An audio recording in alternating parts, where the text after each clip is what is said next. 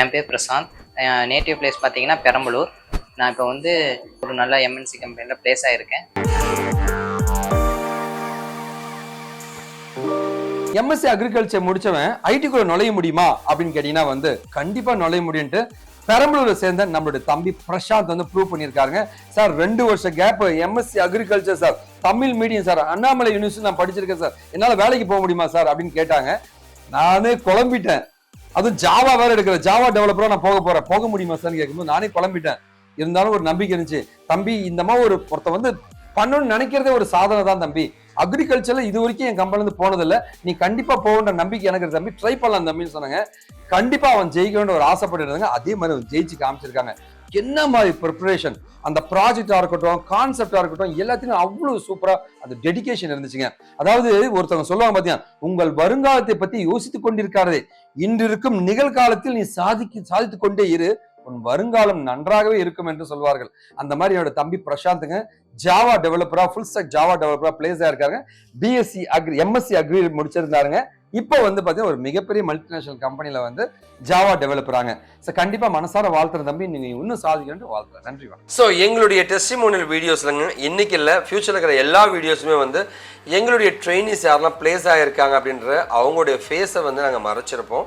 அது இல்லாமல் வந்து அவங்க எந்த கம்பெனியில் பிளேஸ் ஆகிருக்காங்க, அது எவ்வளோ சேலரியில் பிளேஸ் ஆகிருக்குன்றது அவங்க ரெக்வஸ்ட் படி வெளியில் சொல்ல வேண்டாம்னு கேட்டதுக்காக அதை பற்றி இன்ஃபர்மேஷன்ஸ் எதுவுமே நாங்கள் பாஸ் பண்ண மாட்டோம். தயவு செஞ்சு இதை யாரும் தப்பாக எடுத்துக்க வேண்டாங்க.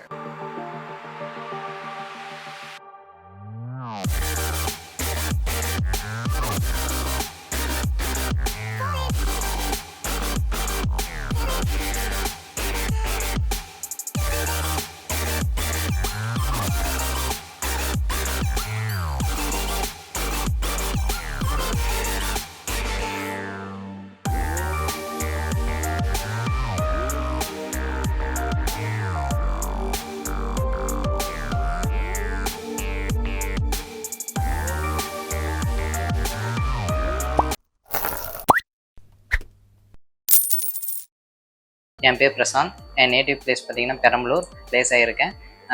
நான் வந்து ஒரு basically agriculture graduate student. 2021 pass out ஆகியிருக்கேன். பாஸ் அவுட் ஆனதுக்கப்புறம் ஒரு 6 months பார்த்தீங்கன்னா நான் ஒரு ப்ரைவேட் கம்பெனியில் ஒர்க் பண்ணிகிட்டு இருந்தேன். ஜாப் நேச்சர் எனக்கு செட் ஆகல. சரி, அதனால் அது ரிசைன் பண்ணிட்டு வந்துட்டு என் ஃப்ரெண்ட்ஸ் எல்லாமே மோஸ்ட் ஆஃப் ஃப்ரெண்ட்ஸ் வந்து பார்த்தீங்கன்னா சாஃப்ட்வேர் கம்பெனியில் ஒர்க் பண்ணிகிட்டு இருந்தாங்க. அப்புறமேட்டுக்கு நானும் சரி இந்த மாதிரி ஒர்க் பண்ணலாம் அப்படிங்கிற மாதிரி எனக்கும் ஒரு ஆசை வந்துச்சு. சாரை பார்த்தோன்னே ரொம்ப ஃப்ரெண்ட்லியாக ஸ்பீக் பண்ணாங்க, எல்லாமே பிடிச்சிருந்துச்சு. பிளேஸ் ஆகிருக்கேன் சார்.